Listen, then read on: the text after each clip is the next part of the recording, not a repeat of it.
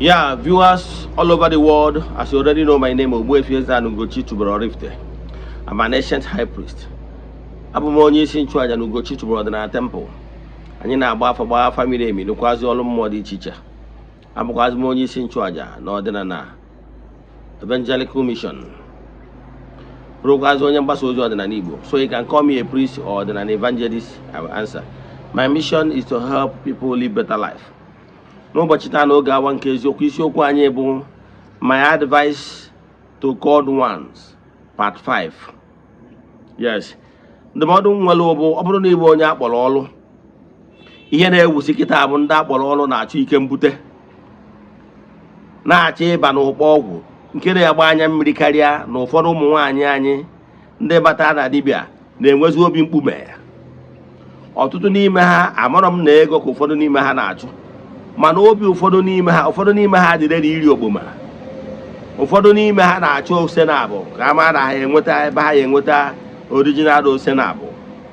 Ụfọdụ na-achọ ka ha bụ otu nzo dị iche iche, ụfọdụ na-achọ ka ha bụ ajọ ọgwụ dị iche iche ebe a na-achọ ka e wee na-ama aka, o wee na-ebute ihe nsogbu dị iche iche ma nwoke ma nwaanyị, especially ụmụ nwaanyị anyị dị reti ụfọdụ n'ime ha ji achọzi ike mbute a. Mana abịa m ka nkọwara gị nke bụ eziokwu. Ọ bụrụ na ị chọrọ ike ga-atọ atọ, ike ga-edefọ gị ndụ, ike ga-edekwa ezinụlọ gị ndụ sọ nsọ, ike ọ bụ na mmadụ na-achọ ka o binye gị wute ata esi gị na nsọ na ihe so gị, ị ga-ebe anya m mgbe ahụ ọ ga-adị leti. Marakwa na ihe a bụrụ omenala ka ị na-emeziri, ihe ị na-achọzi iwu witch doctor or voodoo ka ị na-achọ ịba n'ime ya. Before I agaba n'iru kọwaa ya in details, important announcement. Bụ na ebu child of the temple, echefuna na annual festival anyị bụ na September 15th, na onye ọbụla bụ child of the temple ga-participate n'ime ya, ma ị n'obodo oyibo ma ị nọ Nigeria, ma ị abịa ma ọ bụ na ị abịa tụrụ anya n'aka gị na ị ga-achatị m na WhatsApp. Then maka ihe support ị ga-enye maka ya bụ Saraka and the festival ka bụ ofu. Nke abụọ bụ anyị nọ na month of August. Monthly ritual anyị is ongoing. You can join us anywhere you are all over the world. Anyị malitere aja anyị dị n'igwe ihe karịgoro 4 years now. We have massive testimonies, but we don't share them on social media maka na ọ bụrụ ihe anyị ji maka ya bịa. Mana ma na Chukwu na-emere onwe ya aha, wepụkwa aka n'ọgwụ maka na ọgwụ na-eri mmadụ.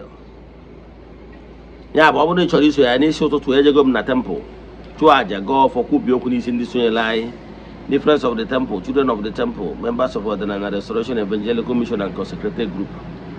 Etu aka anyị ga-emegide ụbọchị ikpeazụ nke ọnwa anyị chụcha anya bụ aja. So ndị sonye na ya ga-enweta nchịkọta ya na WhatsApp nọmba ha only. Ya bụ ọ bụrụ na ị chọrọ isonye na ihe ị ga-eme wee chaatị m na WhatsApp, make token donation, forward ya 3 prayer requests anyị ga-edebe n'altar wee na-achụ aja na-ekwubi okwu n'isi ganye na ọnwa agwụ. Now let's proceed. Gịnị ka anyị na-ekwu maka ya? Mana ọ bụrụ na o nwere ajụjụ ị nwere, chaatị ya m na WhatsApp, ị ga-afịa na my screen 08057837672. Gịnị ka anyị na-ekwu maka ya? Advice to called one part 5.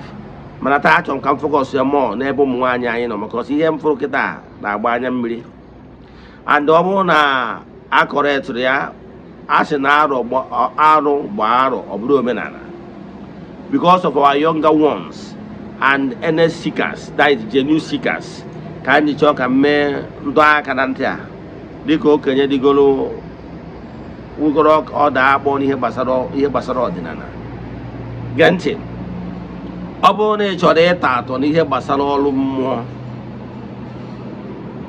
ọ bụrụ na ị cheki onwe gị na-akpọrọ gị ọrụ, jụọ ese ọrụ akpọrọ gị. Ọ bụrụ iwu na ị ga-abụ dibịa nwoke ma ọ bụ dibịa nwaanyị, akpọọ gị ọrụ, enwere ike ọ bụrụ na ọrụ akpọrọ gị bụ ka ị bụrụ onye sonu na-ebupụ aja, ma ọ bụ onye so na-agbasa ọdịnala, ma ọ bụ onye soro na-enye esi ọgwụ na-ekpere ekpere n'isi ndị na-achọ nwa, ma ọ bụ onye nọ na kichin dị gị na-arụ ọrụ, ị na-enyere ya aka n'ọrụ.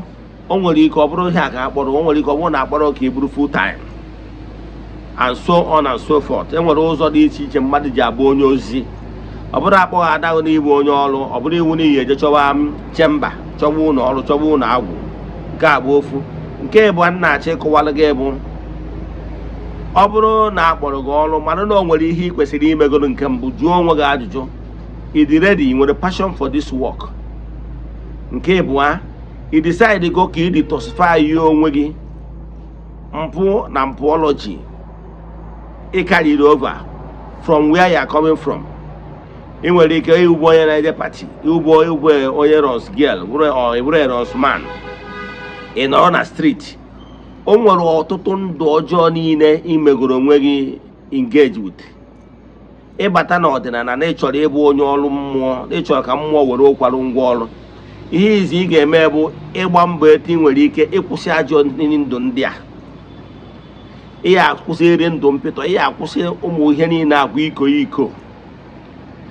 Ụmụ agwa ga-eme ndị anjele gị kpọrọ gị ọrụ gị na ha so ihere gị a na-eme ha, maka na ọ bụrụ na akpọrọ gị ọrụ mana mmụọ kpọrọ gị ọrụ atọnugo back at you. Ị mara na ị na-eti igwe na-achaghị acha. So ihe ị nidigoro bụ marụkwanụ na ọ bụrụ ọsọ ndị ọdịnala bụ ndị akpọrọ ọrụ ọkwụnụ ma enwere ndị akpọrọ ọrụ n'okpukpere dị iche iche n'elu ụwa. O nwere ndị akpọrọ ọrụ na Christianity, enwere ndị akpọrọ ọrụ na Hinduism and other world religion. Ha na-agba mbọ ka ha debe nsọ ha, mara na site n'idebe nsọ ka ike ji abịa, nọ nsọ bụ ndụ. Mana abịazie na nke ndị ọdịnala, ọtụtụ jụrụ ịhapụ ajọ omume eji mara ha mgbe ha nọ n'ụwa. Ọtụtụ jụrụ agwa iko anwa ha na-eme mgbe ha nọ n'ụwa, ha ka na-eme, mana ha chọrọ ka mmụọ were ha kwara ngwa ọrụ. Ọ dịrọ possible. Ọ ga-enwerịrị ihe ị na-asọ, ọ ga-enwere ihe ideprive onwe gị maka na ị chọrọ ka mmụọ were kwara ngwa ọrụ. Ọnya kpatara na mmadụ rigota na other spirituality n'ọgwa dị elu, o chenji afa. Ị ghọtara ya? Ọnya kpatara na echie pope ọfụ, o nwere afọ ọzọ ọ ga-ewelu iji wee lụọ ọrụ ya dịka onye isi ụka. Ị ghọtara ya? Etu a ka ọ dịkwa na higher spiritual level ọbụla. Anyị nwachiri ọzọ ichi ọzọ, mbọsị a ga-echi gị ọzọ, ị ga-aba na the highest ọkwa onye Igbo na-ewelu. Ị ga-echenji afọ ọzọ gị bụ afa ị nwere ike ọ bụrụ na mmụọ bara gị ya, ma ọwa afọ abara gị na mmụọ, ma ọwa afọ agbatara n'afa. Etu a ka atụkwara anya na onye na-aba n'ọrụ mmụọ nwere afọ mmụọ ji mara gị, nwere ike ọ bụrụ afọ mmụọ bara gị n'afọ ị ga-aza n'ije ozi a. Ihe ọ pụtara na mmụọ chọrọ ka iyipụ uwe ochie wee transfer go to a new personality. Ọnya ka mmụọ ji nye gị aha. Ọ bụrụ ịpụtasị na ewe ada osimiri, ma ọ bụ na ewe ijele osimiri, ma ọ bụ na ewe ada osimiri, ihe niile na-aza na ịgbanwere aha ọhụụ. Ihe dị mkpa wee gbanwere omume ọhụrụ. Ị nwere ike iburukwa ajọ omume ị na-eme mgbe ị nọ na streeti buru ya bata n'ọdịnala. Kpata na ụfọdụ nwere ike ịsị gị na ịbụrụ ime lesbian enwere ihe ọ bụ, na ịkpọ ntu enwere ihe ọ bụ, na ịgba n'ile enwere ihe ọ bụ, na iburukwa ndụ ọjọọ mgbe izu oshi, ma ịgba ama, ma ịkọ ọnụ, iburukwa ya bata na spirituality. Na ịbatazie ya etu anwa, ndị otu gị ga-adị disappointed. Ọ mgbe ya agwa gị ya, onye ụka gwọ gị ya asị na ohe tiri ọdịnala, mana truth anyị kwurịrị eziokwu. Ị find ya out na ụfọdụ ndị ọdịnala burukwanụ ndụ anụ ahụ ha na-ebi wee bata n'ọdịnala. Mgbe ị bụzi ụdị ndụ abata, ị maa na ihe ị na-eme ga na-ada ịfọkwa. Ị ga-amụrịrị gị ọzọ. Ị must allow the ndụ anụ ahụ anwa, ndụ ochie anyị na-ebi to die in you. Then ka mmụọ nọ n'iwe ime gị wee reawaken ya, maka na mmụọ nọ n'ime gị ga-ejizi kwarụ ngwa ọrụ. Mana mgbe ị jụrụ ịhapụ ajọ omume dị n'ime gị, ị mara na inyero mmụọ nọ n'ime gị control over you. Ị ghọtara ya? Ihere gị a na-eme ụmụ mmụọ so gị ha abakịa gị. O nwere ọdị ihe ị ga na-aghọta. And o nwere ihe ị na-aghọta gị chọbazi ọgwụ. Ọnya kpatalụ na ọtụtụ ndị mmadụ kịta na-abazi n'ọgwụ. Ụfọdụ na-achọ ebe ha ya eri ose na abụ, ụfọdụ na-achọ ebe ha ya eri okpoma, ụfọdụ na-achọ ajọ ọgwụ ha ya agwọ wee jee wee na-alụ ọrụ dibịa. I can tell you na ihe niile na-abanye n'ime nwere after effect. O nwere ike ime gị ya anụ di, o nwere ike ime gị ya amụta nwa, o nwere ike ibutere ọnwụ ike, o nwere ike ibutere so many things. Ị nwere ike mgbe ị na-achọ ka ibute ike etichaa gị, anadụghị nke iji eji, initiate gị into negative altar ebe ị na-achọ ike.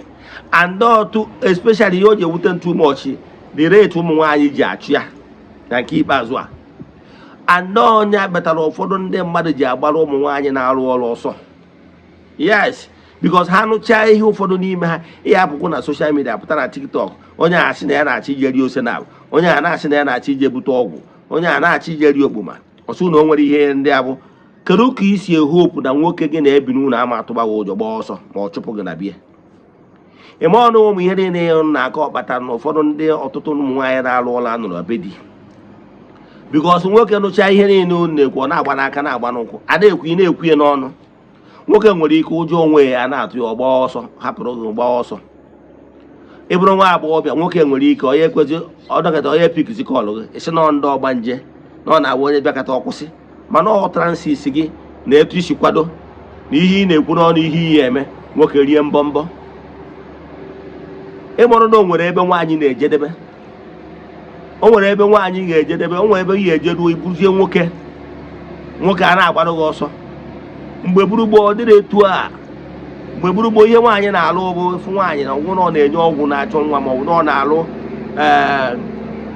nwaanyị mmiri, a na-akpọ ya nwaanyị owu mmiri, ọ na-eje akwa aja mmiri na-alụ ọrụ ndị ọgba nje na-enye ọgwụ. Ihe a ka nwaanyị a na-etinye aka na ọrụ ike. O nwekwara ụfọdụ ụmụ nwaanyị na-agba afọ mgbe mana ha na-agba afọ ọnatarachi. Ịmakana mgbe gburugburu na nwaanyị na-arụ ọrụ a na-eji aka ya egbu ihe mme, ọ kpọọ di ya ma nwoke kwudorie ma ọnwụ ya ogbuorie, maka na ọ chọrọ ịmụta ọmụmụ. Maka ụmụ nwaanyị nkịta obi ha awụ na-azụ ka ọgwụ ya bụ ọ chọrọ ka ọ bụrụ na nwoke na-alụ duplex ka ọ lụọ duplex, nwoke na-agba benz ka ọ gbaa benz, a na-ama aka. O chefuzie na nwaanyị bụ nwee the passive nature bụ ọ ga-eji wee bi ndụ n'ụwa. Mana mgbe ị bịazi bụrụ nwaanyị nwee oke ọchịchọ, inwego the character, ihe na-alụ ngozi gị to be a man. Nwoke cannot marry you now because that manhood ahụ man ị na-achọ ka ị bụrụ n'ụwa na omume gị mana agwa gị mana ebumnobi gị ga-eme nwoke fụwa a na-eto rie mbọ. Inye abụ na nwoke ahụ nwere ike ọ bụrụ na ịnụga na ọgba ọsọ, ọ bụrụ na ịnụbara na ọgbafuo, emeji esi na ọmmụọ na-eme ma ọ na ndị otu ekwerọ ka ị nụọ dị asị aja agwa gị obu ya. Ya bụ ọ bụrụ na ị bụ onye ọfụ genuinely seeking to do this work, don't follow these people. Genuinely sọba nsọ ga-enye aka ya wekinye mmụọ so gị, ọ mmụọ so gị na-arụ ọrụ, ọ bụrụ gị nwa. So mana mgbe ụfọdụ mgbe ị bịazi were aja agwa silence ya mmụọ so gị, ije chọbazie ọgwụ, chọba ose na abụ, chọba oke ihe niile iyi ebute ka ị wee daa ọgwụ. And ịdagha n'ụdị ọgwụ a, nwoke a ya abịa ọ fịara ahụ, ọnya kpatara na ifugoro dibịa nwoke ọ fịara ahụ ije nụta nwaanyị nwere ihu ọrụ fuli, especially ndị a buturu ọgwụ butuo ihe niile. Ịghọtara ya? Ọnya kpatara ya ka ị ghara imecha isi nọ ndị otu ma ọ bụ na nwaanyị nwere ọkpa oge a na-anụ dị. Ọ bụrụ eziokwu, ọ bụrụ na ị practice nke gị were natural na-asọ nsọ, were natural powers na-alụ ọrụ, ị ga-adị approachable because ị ga na-radiate that feminine nature in you. Mana mgbe ọbụla iji eme obuko a na-agba afa gị na-ekwu okwu gbasara gị, ihe a ga na-afụ masculine energy. Nwoke ama ejenụrụ nwoke ibie na debe n'ụlọ. Ị nwere ike sị na ịbụ nwaanyị by nature, by physique, mana the energy radiating with masculine energy, nwoke anaghị ya ntị ọ dị. Ihe nji ekwu ya because of earnest seekers, genuine seekers, people that actually they love this work and they want to go it in the right way. Don't mind anybody ọbụla ga-asọ na nsọ gị na-ebido ndụ dị gị mma, ka emee gị nke a, ka a tụọ gị ahịa n'anya, ka ịfụwa ụzọ ka ime nke a. Onye anwa na-emezi because onye a na-emezi ike onwe ya na-efuru ụzọ wide mmụọ abakịrị ụzọ efuru. Ọ bụrụ efu ụzọ wụ isiokwu na enwere solution, mana ọ ịsọ nsọ mmụọ so gị nyewo that vision ga-eme ka ọrụ aga. Mana ọ bụrụ na mmụọ so gị gbakọdoro azụ, ifugoro ụzọ a because n'iriri ose na ma ọ bụ n'imere ihe niile n'iriri okpoma, ịfụcha ụzọ maka ya ike ndị wichi a, ndị wichi abụrụ ha ga-atụ onye a na-agbụ ma solve other problem. Ị ma na ị ga na-afụ mana ị nwere solution. Ndị mmadụ bịa na nke ugboro na-abụ na ịtọ ha ma na ị nwere solution, ha ejewe na nke onye nwere solution. Ọ bụrụ ịfụ afọ bụ ya na ị nwere solution. Ka m kwụsị ebe a, adị m aba mba, mana advice ka m na-enye maka na ọ bụrụ na okenye ama nọ n'ụlọ ewu amụọ n'ọgbịrị, ama na ụfọdụ will hate me for this. Who cares? Etu mmụọ si nkwuo ka nsikwu. Yes.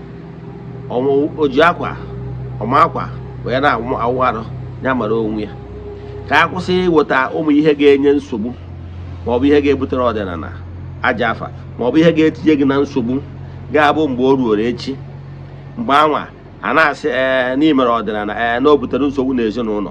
Ọ dịka ọdịnala mere gị mee ihe a mana ọgụ nwa ji aka gị banye na ya. Ka m kwụsị ebe a, ihe ajụjụ na nkụzi ya maọbụ n'ịchọ ga-agbara gị afa miri emi, chat me on WhatsApp 08057837672. Let us pray. Ekwem na Chineke, ekwere m na ọ dị ihe siri m ike ka Chineke na-apụghị ezi m ụzọ m ga-esi luwo ya n'ihi na ọ mazuru ihe niile. Obi m siri ike na Chineke emeworo m ya, ya gazie. May the blessings of Chukwu Okike pụrụ ime ihe niile be with you all. May you be protected, may you be blessed now and forevermore. Ya gazie, udo.